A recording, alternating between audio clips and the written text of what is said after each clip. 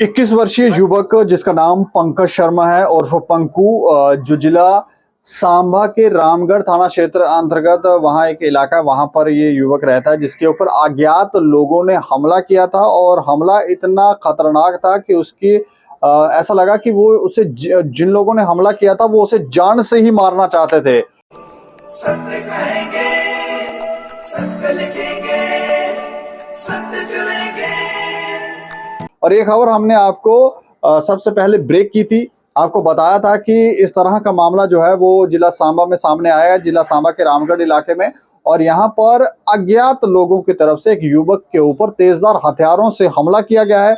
युवक की हालत काफी गंभीर बनी हुई है, लेकिन अब तक जानकारी ये है कि किसी के कोई भी गिरफ्तार जो है वो नहीं हुआ है, और ना ये लोग जो है वो पुलिस के हत्थे चढ़ नहीं रहे हैं। अब या तो ये काफी शातिर क्रिमिनल हैं, क्या ये मामला है? सुनने में तो ये भी आया था कि ये कोई पुरानी रंजिश का मामला है, उसके चलते ये घटना जो है वो हुई है और इसलिए युवक पर तेजधार हथियारों से हमला किया गया है।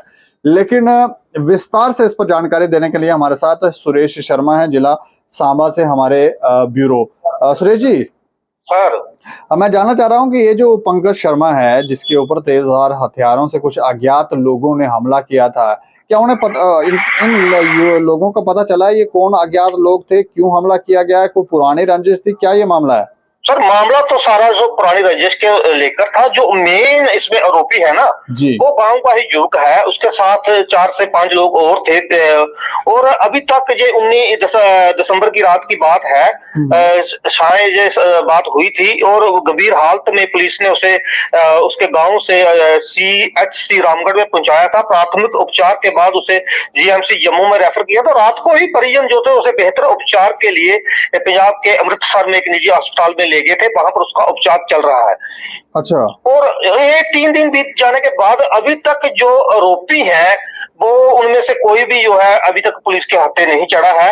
और अगर बात करूं गांव शहजादपुर की, तो वहां पर ये जो पुरानी रंजिश 2 गुटों में चलती आ रही है, इसको लेकर वहां पर 2-3 बार पहले भी ये वारदात तो हुई है।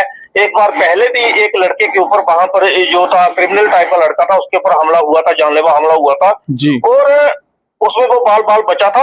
ऐसा लगता है कि ये उसी के साथ जुड़ा हुआ मामला है, शायद पहले मामला हुआ था उसी के साथ जुड़ा हुआ मामला है, ऐसा लगता है। अच्छा। क्योंकि ये जो पंकज है, ये पहले जो इस पर हमला हुआ है पंकज पर, और जिन्होंने किया है पहले एक साथी थे ये, और जो मेन एक्यूज है वो भी गांव का ही रहने वाला है।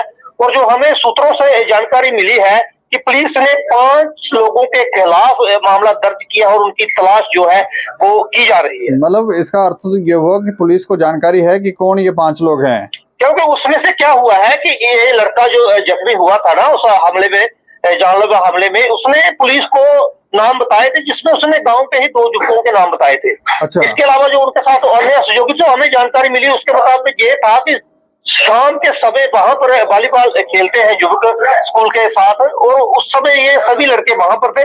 और ये जो पंकज था ये वहां पर सर्दियों का मौसम चल रहा है, शाम को वहां पर आग सेक रहा था।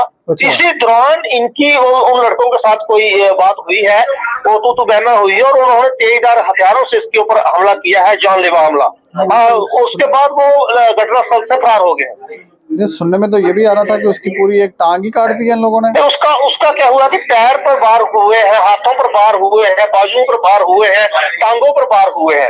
लेकिन हमारी परिजनों से भी आज बात हुई थी, दोपहर को भी और शाम को भी।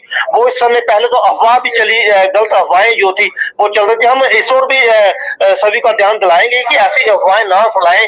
कई प्रकार की अफवाहें जो थी वो चल रही थी, लेकिन वो युवक जो जख्मी था उसका अमृतसर हॉस्पिटल में इलाज चल रहा है और वह सुरक्षित है अमृतसर में। हाँ जी, हाँ जी। तो मतलब ये पुरानी रंजिश के चलते ये पुरानी रंजिश का ही मामला है। ये जान पहचान के ही हैं जिन्होंने जान पहचान के हैं। जो मेन जो लड़का हमलावर है ना, हाँ। वो उसका एक भाई जो बड़ा भाई है पहले, वो भी कुछ क्रिमिनल एक्टिविटियों में रहा है, उसके ऊपर मामले भी दर्ज है।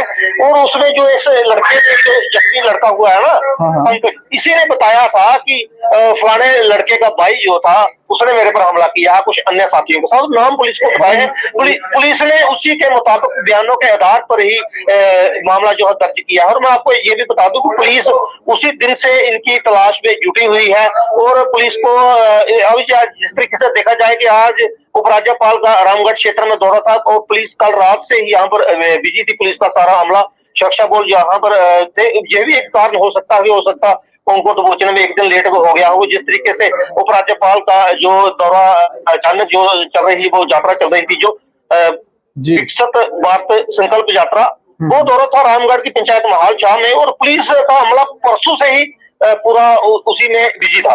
जी तो ऐसा लगता है, जो हमें जानकारी मिली कि जल्द ही जो है वो इन आरोपियों को दबोचा जाएगा। और मैं आपको बता दूं कि कई वारदातें हुई है पहले भी, इससे पहले अगर देखा जाए तो रामगढ़ में बहुत सी वारदातें हुई है ऐसी जानलेवा हमलों की। होता क्या है कि ये गैंगवार ही हम कह सकते हैं। एक ग्रुप जो है वो पहले का बदला लेने के लिए दूसरे ग्रुप के ऊपर हमला कर देता है। इससे मतलब पहले लड़ाई किस बात से शुरू हुई, इसकी कोई जानकारी है? किस बात से लेकर मतलब नहीं, पहले? मैं आपको दीपक जी ये बताता हूँ, जो ये शहजादपुर वाला मसला है ना, वहां पर 2 बार, अगर 2 सालों की बात करें तो उसमें 2 बार वहां पर एक दूसरे ग्रुप पर जानलेवा हमले हो चुके हैं। जी और ये उसी रंजिश का नतीजा हम कह मैं पूछ सकते रहा हूँ हैं। कि लड़ाई किस बात को लेकर इनकी हो रही है, क्या चाहते क्या है?